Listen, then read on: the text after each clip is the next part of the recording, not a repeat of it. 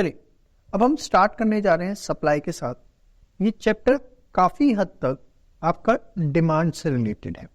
काफी सारे कॉन्सेप्ट्स इसमें आपको डिमांड से मिलते जुलते दिखेंगे। इनफैक्ट मैं आपको बोलूं, जो आपने डिमांड में पढ़ा है उसका कुछ वाइसा वर्सा आपको यहां देखने को मिलेगा।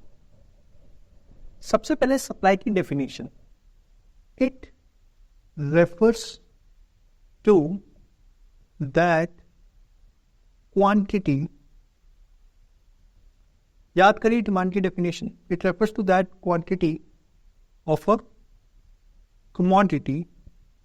पहले डिमांड की याद करिए, it refers to that quantity of a commodity which a customer is ready to buy at its different prices during a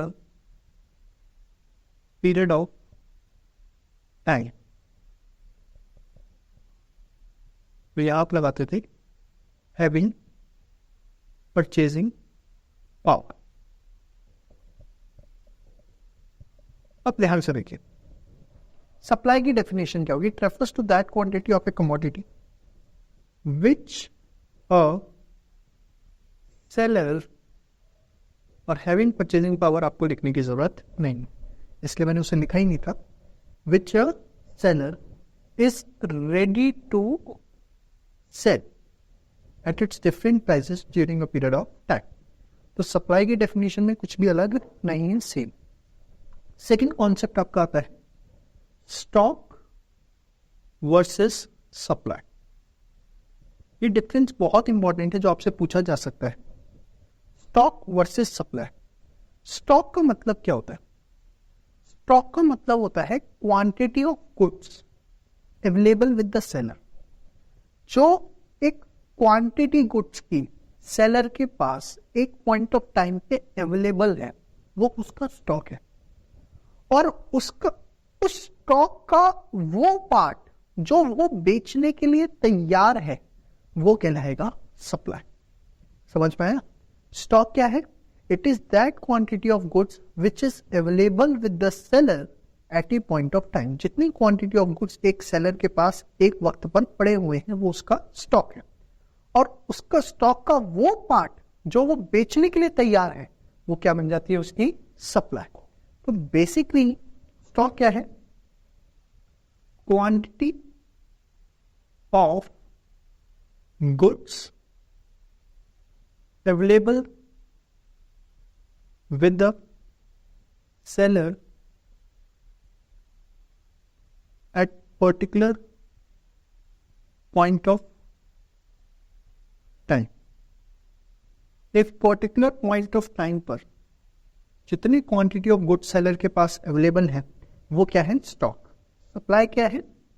it is that part of stock which the seller is ready to sell। ये वो part है stock का जो seller बेचने के लिए तैयार है, उसको हम क्या बोलेंगे? सप्लाई। तो होपफुली आपको डिफरेंस क्लियर होगा। 3 नंबर में आ सकता है, जो गुड्स अवेलेबल है वो स्टॉक है, उसका वो पार्ट जो बेचने के लिए तैयार है वो सप्लाई। Very good. आगे बात करते हैं। जैसे आपने लॉ ऑफ डिमांड पढ़ा था, यहां हमारे पास होती है लॉ ऑफ सप्लाई। क्या है लॉ ऑफ सप्लाई? जब भी किसी कमोडिटी के प्राइस बढ़ते हैं तो उसकी क्वांटिटी सप्लाइड, किसी भी कमोडिटी के प्राइस बढ़ते हैं तो उसकी क्वांटिटी सप्लाइड भी बढ़ जाती है। और अगर किसी कमोडिटी के प्राइस कम होते हैं तो उसकी जो सप्लाई है वो भी क्या हो जाती है? कम। कोई बड़ा फंडामेंटल कॉन्सेप्ट है। अगर किसी चीज के प्राइस बढ़ रहे तो प्रोड्यूसर को उस चीज में ज्यादा प्रॉफिट मिल रहा है, और वो ज्यादा प्रॉफिट मिल रहा है तो ऑब्वियसली वो उसकी सप्लाई को बढ़ाएगा। तो प्राइस बढ़ेंगे तो क्वांटिटी सप्लाइड बढ़ेगी, प्राइस कम होंगे तो क्वांटिटी सप्लाइड कम होगी। और यहां पर भी वही बात, अदर फैक्टर्स रिमेन कांस्टेंट। अब मुझे आपको बार बार समझाने की जरूरत नहीं कि अदर फैक्टर्स का मतलब क्या है। मैं आपको रिकॉल करवा दूं बस, अदर फैक्टर्स का मतलब क्या है यहाँ पर? अदर फैक्टर्स का मतलब है all factors other than price. Price के अलावा जितने भी फैक्टर्स हैं जो कमोडिटी की सप्लाई को अफेक्ट कर सकते हैं, उसको हम क्या बोलेंगे? Other factors. Factors other than price which can affect the supply of commodity। जैसे एग्जांपल अगर मैं आपको दूं, गवर्नमेंट रिस्ट्रिक्शन, अगर गवर्नमेंट ने रिस्ट्रिक्शन लगा दी किसी कमोडिटी पर, या आप इसकी इतनी क्वांटिटी अपने पास बेच सकते हो, इससे ज्यादा नहीं बेच सकते या बेच ही नहीं सकते, तो it's a factor which is affecting the supply of the commodity. तो हम बोलते हैं कि अगर आप सिर्फ प्राइस की वजह से इंपैक्ट देखना चाहते हो तो अदर फैक्टर्स कांस्टेंट होनी चाहिए, उनमें कोई चेंज नहीं आना चाहिए। चलिए, अब क्योंकि डायरेक्ट रिलेशनशिप है तो प्राइस क्वांटिटी, प्राइस जैसे जैसे बढ़ेगा वैसे वैसे क्वांटिटी सप्लाइड आपकी बढ़ती चली जाएगी। जैसे जैसे आपका प्राइस बढ़ेगा वैसे वैसे आपकी जो क्वांटिटी सप्लाइड है वो भी आपकी बढ़ती चली जाएगी। तो आप देख सकते हैं there is a direct relationship quantity price, एक डायरेक्ट रिलेशनशिप है प्राइस और क्वांटिटी में। इस वजह से जो हमारा सप्लाई कर्व है वो आता है हमारा अपवर्ड स्लोप है। कैसा आता है? Upward sloping. क्यों अपवर्ड स्लोपिंग है? Because there is a supply curve is upward sloping because there is direct relationship between price and quantity supply। Explain अगर आपके पास आ गया करने के लिए, explain law of supply with the help of schedule, तो आपने law of supply लिखना है शेड्यूल, और इसकी एक्सप्लेनेशन वैसे ही जैसे आप डिमांड में लिखते थे कि when the price was 10 the quantity supplied is 200, when the price rises from 10 to 15 the quantity supplied falls so also rises 200 to 300, when the price falls from 10 to 5 the quantity supplied also falls from 200 to 100। So there is a direct relationship। ये आपको as it is books में available है। Same में आपको diagram explain करना है, एकदम same जैसे हमने लॉ ऑफ डिमांड में सीखा था। ये एक्सप्लेनेशन आपके पास ऑलरेडी अवेलेबल है। अगर आपको ये डायग्राम एक्सप्लेन करना है, कैसे करेंगे?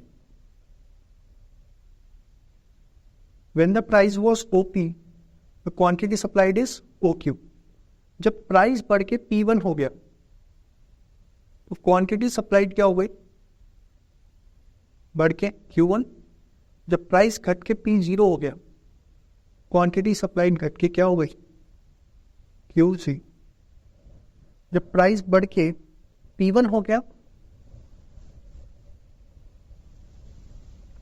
क्वांटिटी सप्लाइड भी बढ़ गई। जब प्राइस कम हो तो क्वांटिटी सप्लाइड भी कम हो गई। इस तरीके से आपको इसे एक्सप्लेन, या एज इट इज आपको नोट्स में मिलेगा एक्सप्लेनेशन इसका। आगे बढ़ते हैं।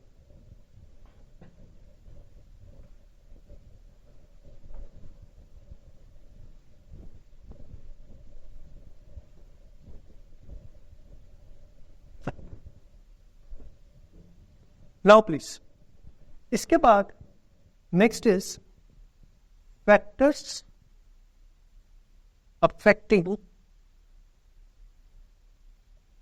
Supply. Factors affecting supply, factors affecting supply की जब हम बात करते हैं तो ब्रॉडली हमारे पास दो फैक्टर्स होते हैं।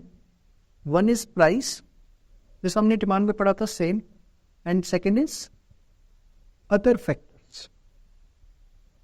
प्राइस की वजह से जब सप्लाई इफेक्ट होती है तो हम उसे क्या बोलते हैं? बताओ, डिमांड में क्या बोलते थे? चेंज इन क्वांटिटी डिमांड, तो यहां क्या बोलेंगे? Change in quantity supplied. Change in quantity supplied. जबकि अदर फैक्टर्स में क्या बोलेंगे? चेंज इन, वहां डिमांड था, यहाँ क्या आएगा, चेंज इन सप्लाई।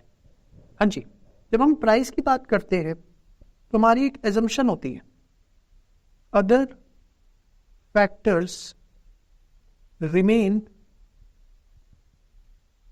कांस्टेंट। और जब अदर फैक्टर्स की बात करते हैं तो हमारी एजम्पशन क्या होती है, price remains constant. Other factors में हमारी एजम्पशन है प्राइस रिमेन्स कांस्टेंट, और यहां हमारी एजम्पशन क्या होती है, other factors remain constant. Same में यहां पर भी आगे दो पार्ट होते हैं जैसे डिमांड में होते थे। First is expansion in supply. क्या होता है ये, जब क्वांटिटी सप्लाई एक्सपेंड कर रही है, मतलब बढ़ रही है, किस वजह से, क्योंकि प्राइस बढ़ रहा है, तो उसे हम क्या बोलेंगे, expansion in supply.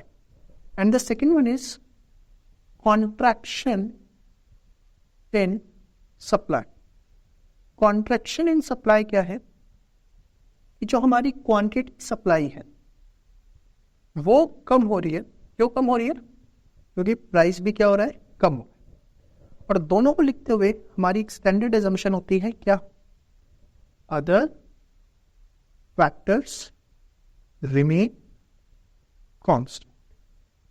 Other factors remain constant. आप देख रहे हैं एकदम सेम चल रहा है जो हमने डिमांड के अंदर डिस्कस किया हुआ है बहुत अच्छे से, बस डिमांड वर्ड जो है वो सप्लाई से सब्स्टिट्यूट होता जा रहा है। चेंज इन सप्लाई के भी दो पार्ट है।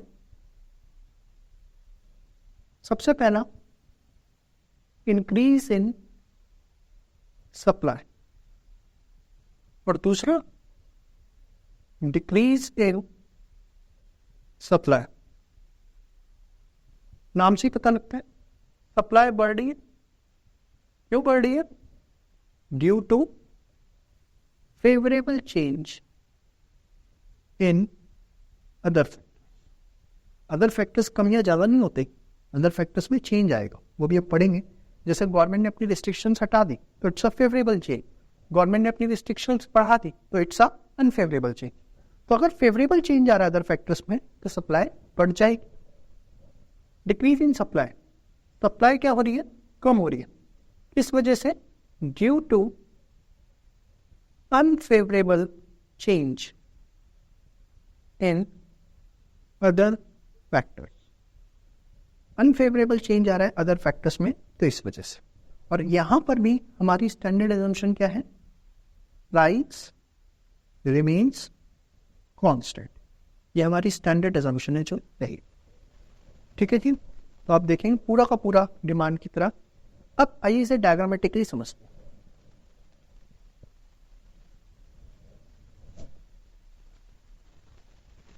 Quantity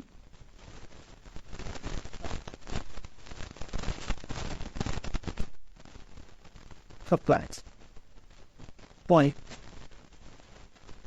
right, quantity। अब सपोज राइट समझे, तो आपने देखा जो सप्लाई है वो भी क्या हो गई, क्यों, प्राइस बढ़ा, सप्लाई भी बढ़ी। पहले आप पॉइंट ए पे थे, अब पॉइंट बी पर आ गए। Earlier you are operating at point A, now you are operating at point B. तो ये जो आपका मूवमेंट हुआ है ए से बी पर, ये जो आपका मूवमेंट हुआ है ए से बी पर ऊपर की तरफ, upward movement, upward movement from A to B, इसको हम बोलते हैं क्या, expansion in supply.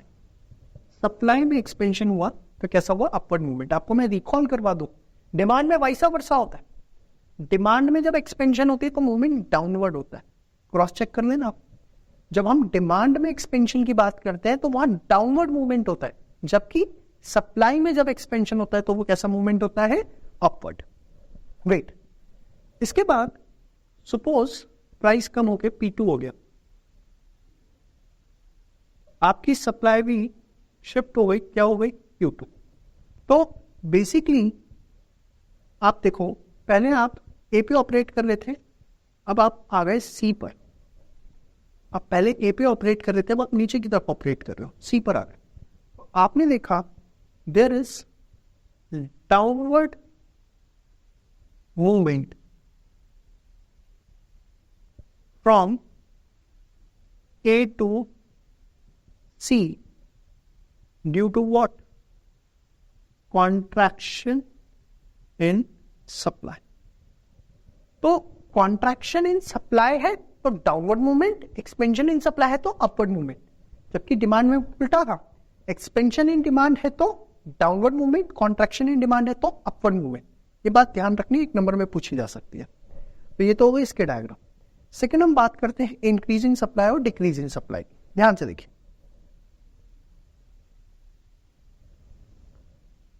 y x quantity price supply,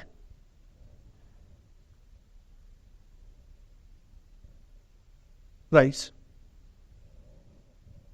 हम इसमें प्राइस क्या मानते हैं? कांस्टेंट। अब कुछ भी करो जी, प्राइस हमारा सेम रहेगा जो एक बार डिसाइड हो गया। प्राइस रिमेन्स कांस्टेंट, पढ़ा था ना। देखो अब सबसे पहले इंक्रीजिंग सप्लाई मतलब क्वांटिटी सप्लाई बढ़ गई, क्यू से Q1 हो गई, क्वांटिटी सप्लाई बढ़ गई, क्यू से क्या हो गई हमारी Q1। आप ऊपर की तरफ आए, प्राइस क्या रहेगा हमारा? कांस्टेंट। प्राइस क्या रहेगा? कांस्टेंट। आपने एक पैरेलल सप्लाई को बना दिया S1, आपने S से पैरेलल बना दिया एक S1। क्यों? देखिए आप प्राइस क्या रहेगा? सेम, क्वांटिटी बढ़ गई यहां पर है, और इसके पैरेलल आपने एक सप्लाई को बना दिया S1।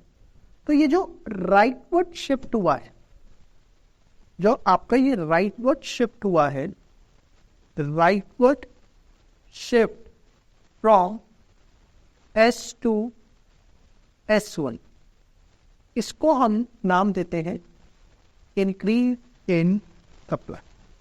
ये जो हमारा राइटवर्ड शिफ्ट हुआ है, इस टाइम का नाम देते हैं इंक्रीज इन सप्लाई।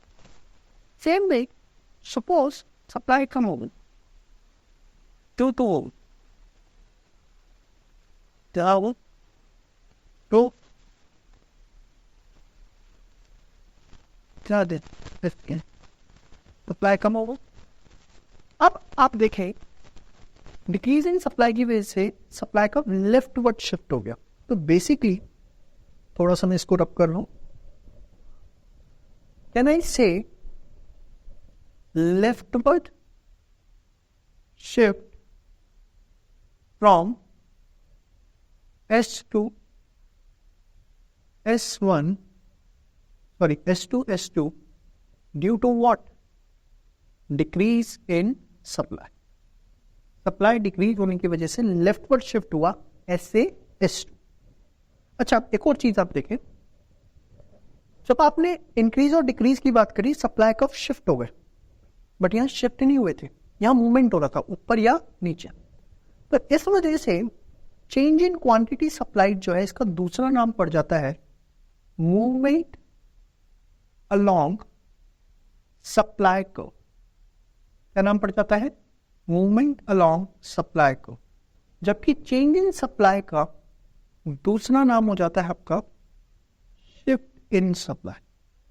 ये सप्लाई क्या हो रही है? शिफ्ट, राइटवर्ड या लेफ्ट।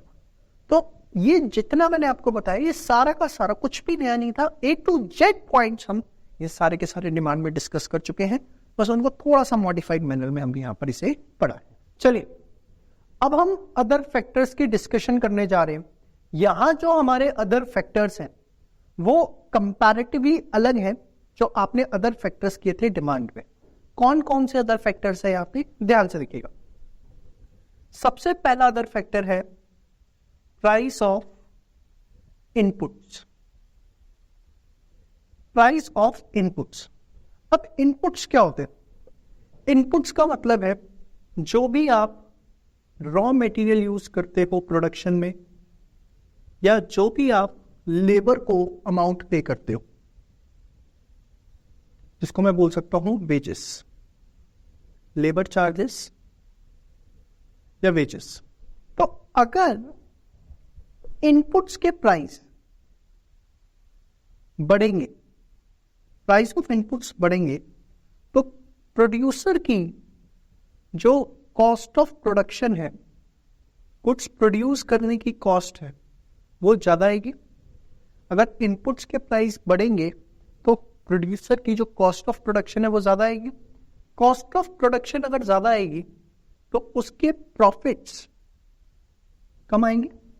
कॉस्ट ऑफ प्रोडक्शन ज़्यादा आएगी तो प्रॉफिट्स कम आएंगे, और प्रॉफिट्स अगर कम आएंगे तो ऑब्वियसली वो सप्लाई भी क्या करेगा, कम करेगा। इनपुट के प्राइस बढ़े, प्रोडक्शन कॉस्ट ज़्यादा आएगी, प्रोडक्शन कॉस्ट ज़्यादा आएगी तो प्रॉफिट्स कम आएंगे, प्रॉफिट कम आएंगे तो obviously he will supply less.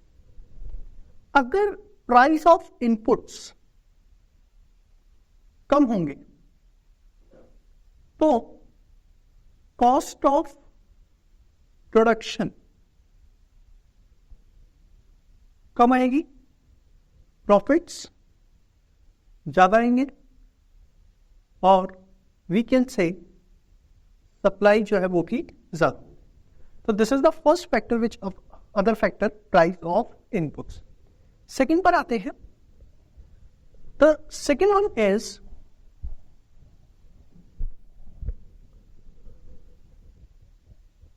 government policies. The second one is government policy. Now, what is this government policy? ध्यान से लेते हैं। देखिए, इसको मैं समझाने के लिए लेता हूं example, tax rates. Tax rates में भी मैं एग्जाम्पल लेता हूं एक्साइज ड्यूटी को। एक्साइज ड्यूटी क्या होता है? एक्साइज ड्यूटी होता है बेसिकली टैक्स ऑन प्रोडक्शन। जब भी कोई चीज प्रोड्यूस होती है, कोई भी चीज बन रही है, फॉर एग्जांपल ये मार्कर बना या एसी बना या कैमरा बना, तो जो प्रोडक्शन होते के साथ ही सबसे पहला टैक्स उसके ऊपर लगता है वो कहलाता है एक्साइज ड्यूटी। बिना एक्साइज ड्यूटी दिए वो माल फैक्ट्री से आप बाहर नहीं निकाल सकते। It's a tax imposed by the government and it's a tax on production. अब suppose, let's say कि गवर्नमेंट की पॉलिसी के अंदर फेवरेबल चेंजेस आ रहे हैं। फेवरेबल चेंजेस आ रहे हैं मतलब से जो गवर्नमेंट है उसने टैक्स रेट्स को कम कर दिया। टैक्स रेट्स को कम कर दिया मतलब यहां पर क्या है, एक्साइज ड्यूटी को कम कर दिया।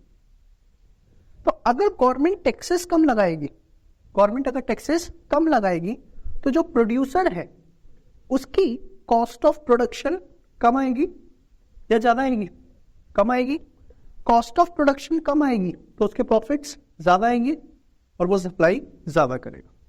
बट वाइसा वर्सा, अगर अनफेवरेबल चेंजेस आ रहे हैं, अगर अनफेवरेबल चेंजेस आ रहे हैं, से गवर्नमेंट ने टैक्स रेट्स बढ़ा दिए, मतलब एक्साइज ड्यूटी बढ़ा दी, तो उस केस में कॉस्ट ऑफ प्रोडक्शन ज्यादा आएगी, प्रोड्यूसर के प्रॉफिट्स कम आएंगे and he will be interested in supplying less. तो सबसे पहला फैक्टर आपने पढ़ लिया, that was the price of inputs. Second factor is the government policy. ठीक है जी, चलिए आगे मूव ऑन करते हैं थर्ड फैक्टर की तरफ। थर्ड फैक्टर है price of related goods. Price of related goods. अब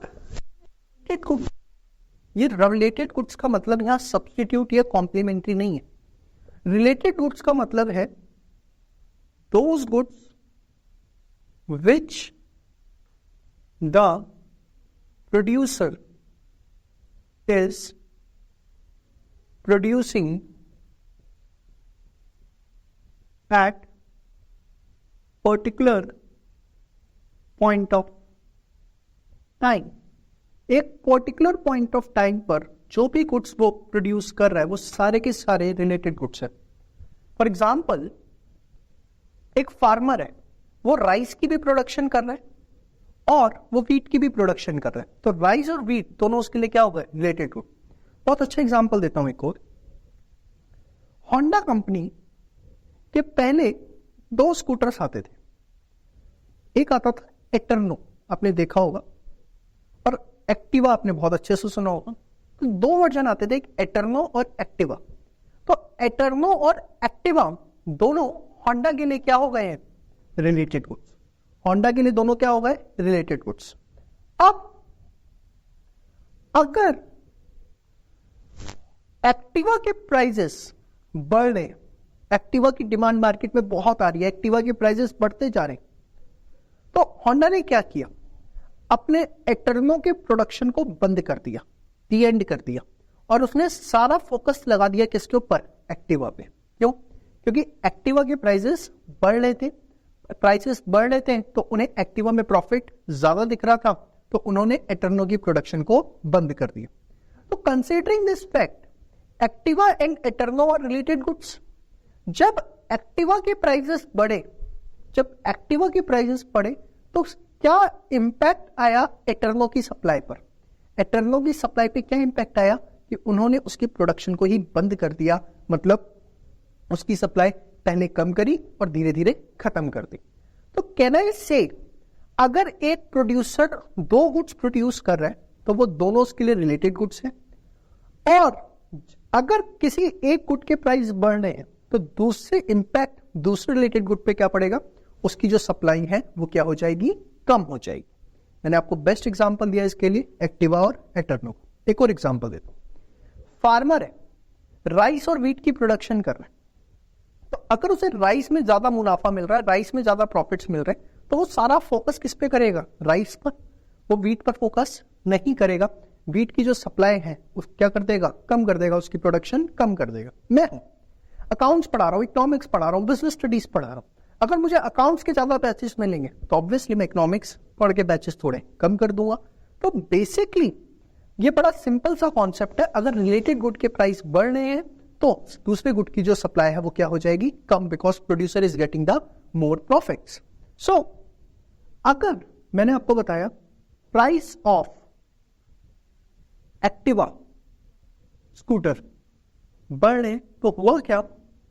सप्लाई ऑफ एटर्नो कम हो गई, प्राइस ऑफ एक्टिवा कम हुए, तो सप्लाई ऑफ एटर्नो बढ़ गई। वो एटर्नो पे फोकस कर। तो बेसिकली रिलेटेड गुड्स के साथ कैसा रिलेशनशिप होता है? रिलेटेड गुड्स के साथ रिलेशनशिप होता है इनवर्स रिलेशनशिप। कैसा रिलेशनशिप है? इनवर्स रिलेशनशिप है। इनवर्स रिलेशनशिप मतलब अगर X and Y related goods हैं, अगर X and Y related goods हैं तो प्राइस ऑफ एक्स अगर बढ़ेगा तो सप्लाई ऑफ वाई कम हो जाएगी, और अगर प्राइस ऑफ एक्स कम होगा तो सप्लाई ऑफ वाई बढ़ जाएगी। तो ये आपको समझ में आ गया तीसरा factor, that is the price of related good. आगे मूव ऑन करते हैं हम।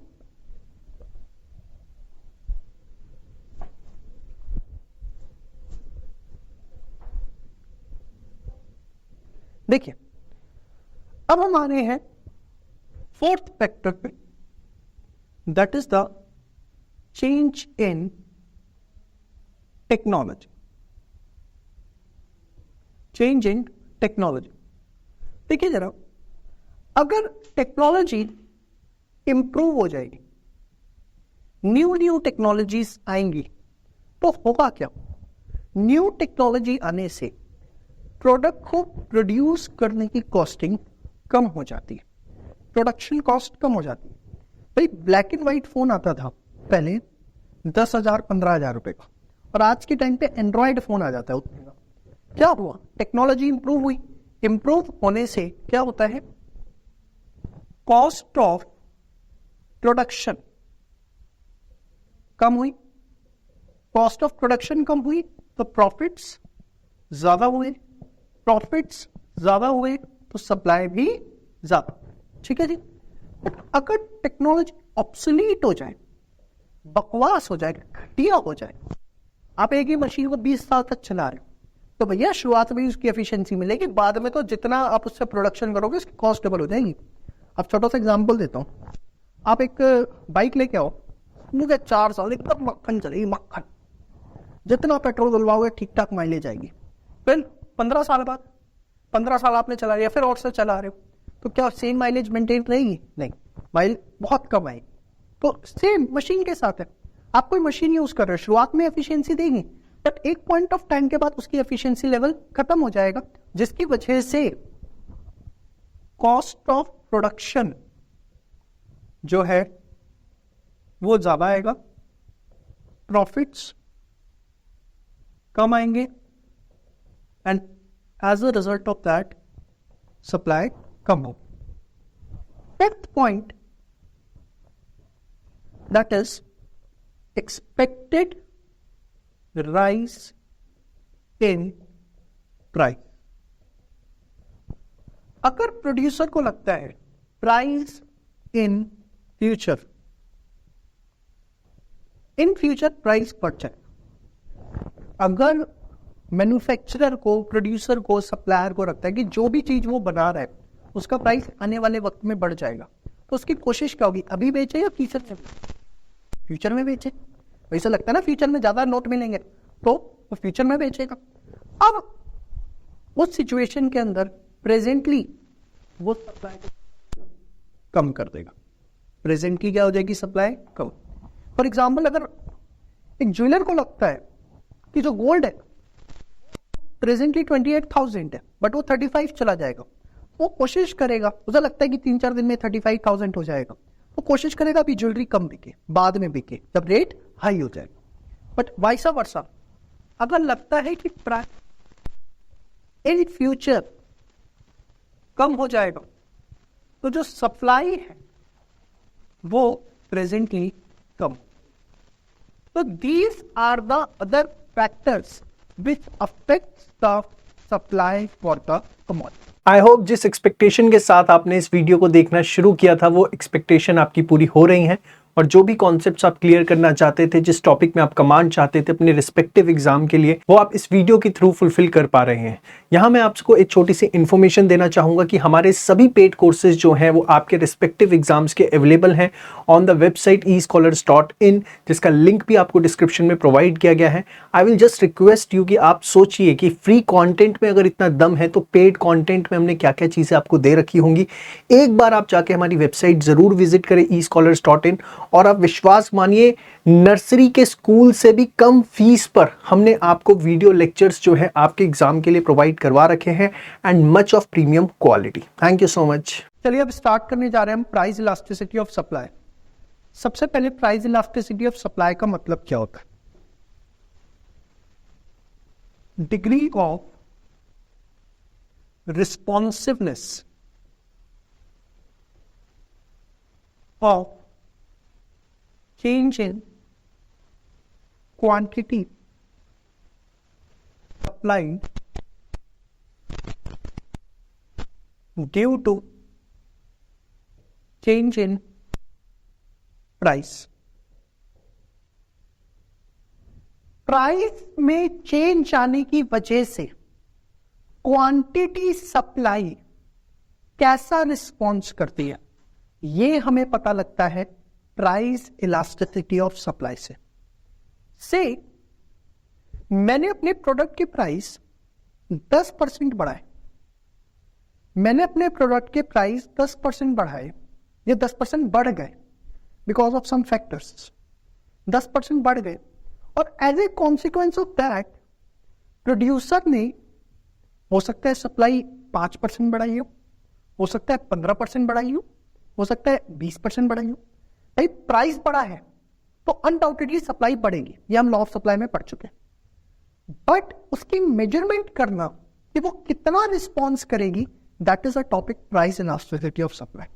मैंने आपको बोला सपोज एप्पल के प्राइसेस फोन के 10% बढ़े, and as a result of that Apple की कंपनी ने उसकी सप्लाई 20% बढ़ा दी, तो 10% प्राइस की वजह से सप्लाई में कितना चेंज आया? 20%।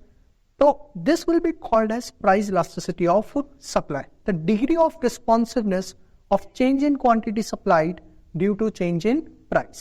Now, तो जो इसका फॉर्मूला है वो क्या बना?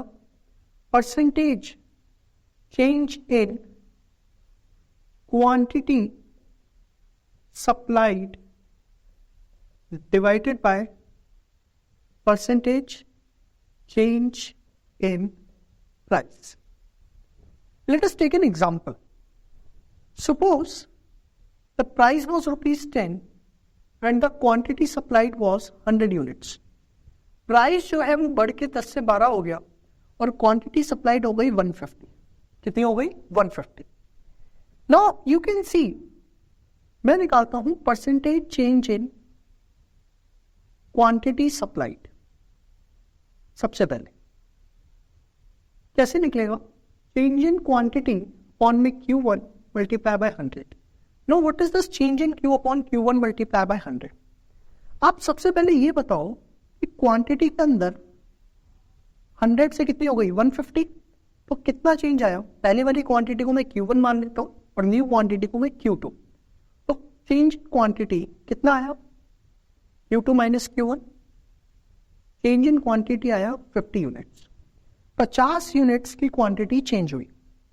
एंड पहले क्वांटिटी जो होती है, मैंने क्या बोला, उसको क्या बोलना है? Q1. बाद वाले को Q2. तो क्वांटिटी में चेंज आया 50. Q1 कितना है आपका? 100 इंटू 100. तो percentage change in quantity supplied कितना आ गया? 50%. Percentage change in price, change in price upon P1 into 100. ये प्राइस था आपका P1, ये प्राइस है आपका P2. प्राइस में जो चेंज है वो कितना आया? P2 minus P1, 12 minus 10 that is 2. Price में जो चेंज है 12 माइनस 10 कितना आया? 2.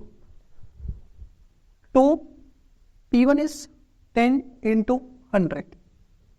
10 कितना आ गया आपका? 20%. तो अगर आप इलास्टिसिटी ऑफ सप्लाई देखें तो this will be 50 by 20 that is 2.5. Elasticity of supply जो है वो आपकी कितनी आएगी? 2.5. तो बेसिकली आपका जो फॉर्मूला है percentage change in quantity supplied upon में percentage change in price. Percentage change in quantity supplied आप ऐसे निकाल सकते हो, परसेंटेज चेंज इन प्राइस आप ऐसे. और आपको अगर सिंगल फॉर्मूला लेना है तो you can write change in quantity upon में change in price into P1 by Q1. जैसे कि क्वांटिटी में कितना चेंज था? 50. प्राइस में आपका कितना चेंज था? 2. P1 आपका कितना था? 10. Q1 आपका कितना है? 100. तो 5 by 2 comes out to be 2.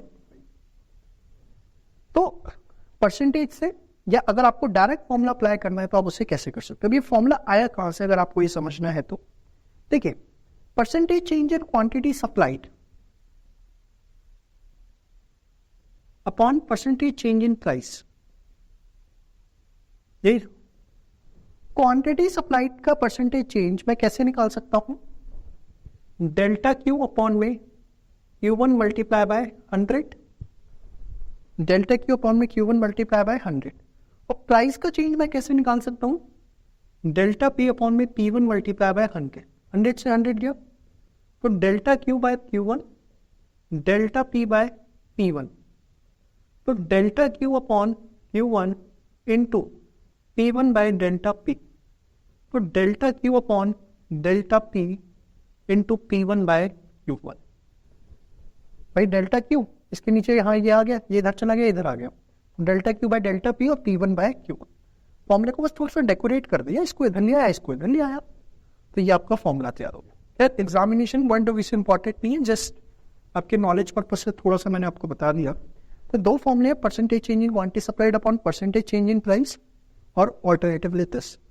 ये जो आप मेथड कर रहे हो, ये मेथड है आपका कौन सा? Percentage method.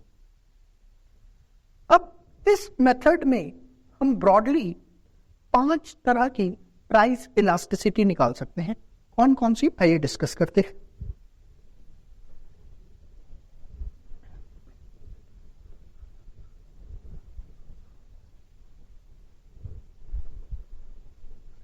इस मेथड में हम 5 तरह की इलास्टिसिटी निकाल सकते हैं। ध्यान से देखिए, सबसे पहले E is less than 1, second equal to 1, third more than 1, fourth 0, fifth infinity. Less than 1 जिसको हम बोलते हैं इन इलास्टिक, इक्वल टू 1 जिसको हम बोलते हैं यूनिटरी इलास्टिक, ग्रेटर देन 1 जिसको हम बोलते हैं इलास्टिक, 0 जिसको हम बोलते हैं परफेक्टली इन इलास्टिक, और इंफिनिटी जिसको हम बोलते हैं परफेक्टली इलास्टिक। भाई जरा समझते हैं है क्या एक चीज, क्यों ये इनके नाम पड़े। आइए सबसे पहले ई इज लेस देन 1। देखिए मैंने एक सप्लाई कर्व बनाया, ठीक है। सपोज यहां आपका प्राइस आता है और यहां क्या आती है आपकी क्वांटिटी।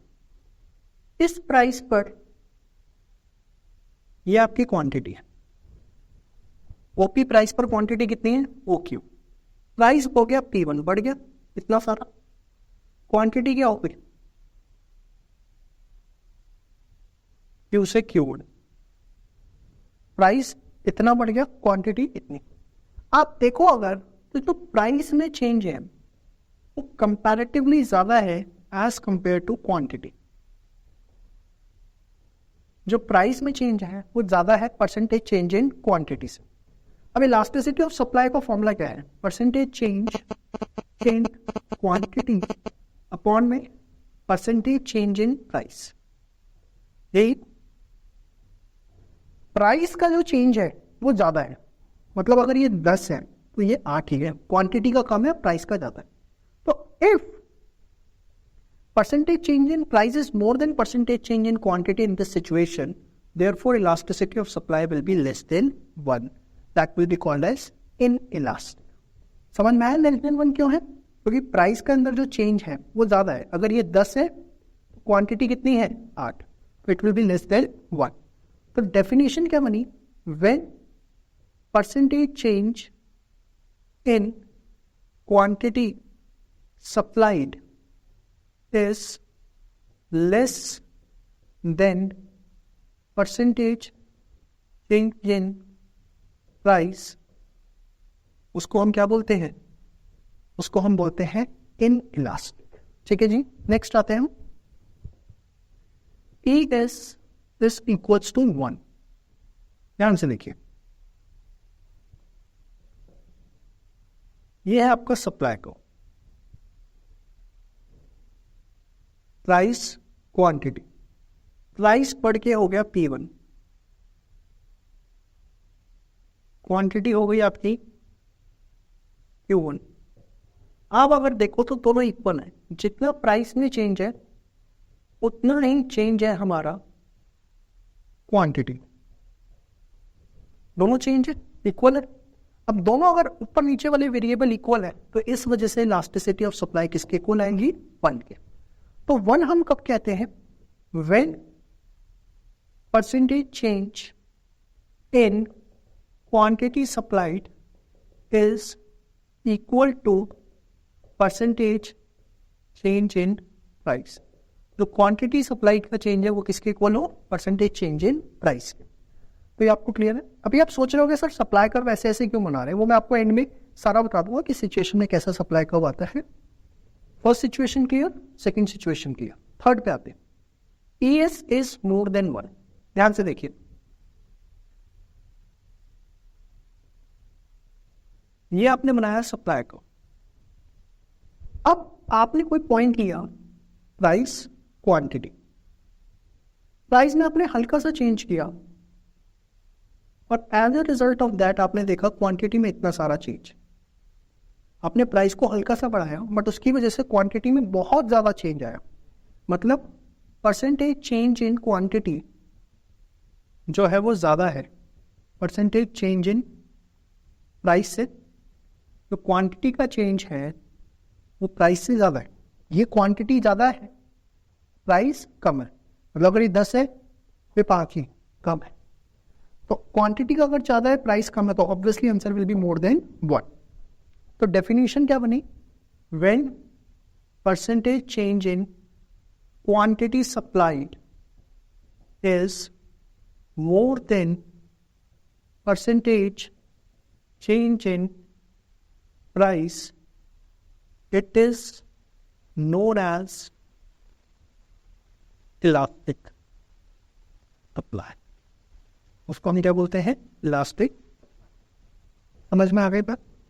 अब इसके बाद हम आगे मूव ऑन करते हैं फोर्थ कॉन्सेप्ट की तरफ. Elasticity of supply is equals to 0. 0 कब आएगा? ध्यान से देखिए. जब क्वांटिटी में कोई चेंज ना हो, क्वांटिटी सेम हो. ये मैंने सप्लाई का बोला. सी क्वांटिटी प्राइस. आप प्राइस में बढ़ाते रहो, जो मर्जी करते रहो, ऊपर नीचे करते रहो, जितना आपका मन करे. क्वांटिटी हर बार क्या रहेगी आपकी? सेम. मतलब no change in quantity due to change in price.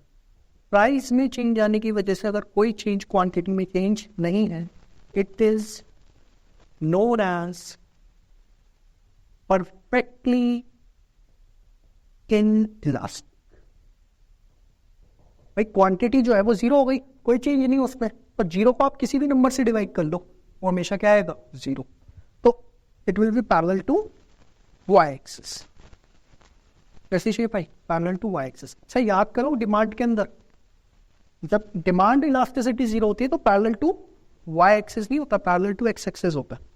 चलिए अब हमारा फिफ्थ रह गया कौन सा? इंफिनिटी. ध्यान से देखिए, फिफ्थ हमारा रह गया इंफिनिटी. वाई से 1 पर यह आपका एक्सप्लेन. अब देखो क्वांटिटी खामखा ज्यादा कम होती जा रही, कोई प्राइस पे फर्क नहीं ना, आपकी क्वांटिटी में थोड़ी आप पैदा. तो बेसिकली ये है आपका CS portfolio infinity. When there is no change in price but change in quantity.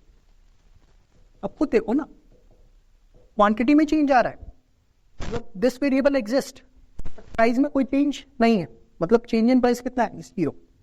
आप क्वांटिटी में चेंज आ रहा है, से 10 ही आ रहा है, प्राइस में कोई चेंज नहीं है, 0 है. अब किसी भी नंबर को आप 0 से डिवाइड कर दो, वो क्या हो जाता है? इंफिनिटी. तो बेसिकली ये 5 आपके पास है, less than 1, equal to 1, greater than 1, 0 और इंफिनिटी. अब हमें कैसे पता लगेगा कौन सी सिचुएशन में कौन सा कर्व बनाना है? तो मैं आपको बड़ा एक सीधा सा मंत्र दे रहा हूं इसका, ध्यान से देखिए. क्लॉकवाइज मूवमेंट आपको करना है. Clockwise sir? जी हाँ. देखिए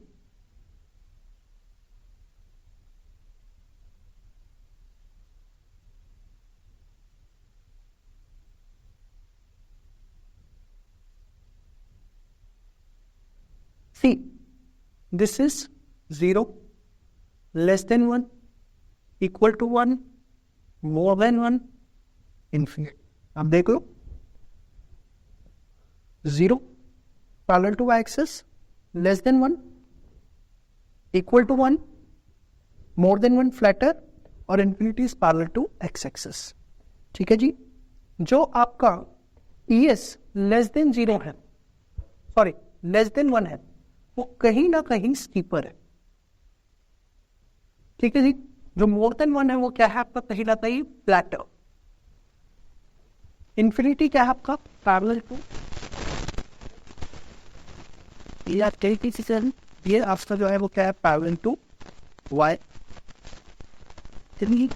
तो ये नाम में आपको ध्यान रखना हो सकता है, वो आपसे बोल दे the supply of this letter what he the नाम this more than infinity less than 1.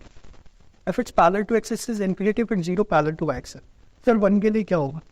तो 1 के लिए आज तक स्पेसिफिक वर्ड यूज नहीं किया जाता, तो क्या सकता है? If it's linearly elastic and what is the elasticity of force? तो ये आप देखते हैं कि still as it is within इसको अपने टाइप ऑफ डिमांड में किया था, कोई भी डिफरेंस नहीं है, बस वहां पर एक माइनस का साइन था, यहाँ पर कोई माइनस का साइन नहीं. चलिए अब हम डिस्कस करने जा रहे हैं geometric method of price elasticity of supply. इसमें हमारी इलास्टिसिटी ऑफ सप्लाई कैसे निकलती है? Intercept on x axis divided by quantity supplied. अब ये क्या है? देखिए, सबसे पहले मैं आपको बता दूं, इस मेथड में आप सिर्फ 3 तरह की इलास्टिसिटी निकाल सकते हैं, less than 1, equal to 1 and greater than. Less than called as inelastic, ये कहा जाएगा यूनिटली इलास्टिक, और इसको बोला जाएगा इलास्टिक। अब आइए जरा डिस्कस करते हैं।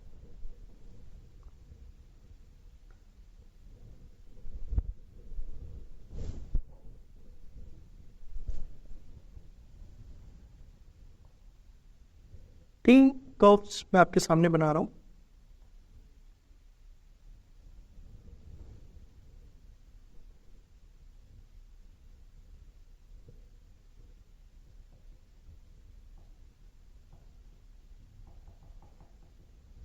तीन अलग अलग तरह के सप्लाई का वो भी आपको देखने को मिलेंगे।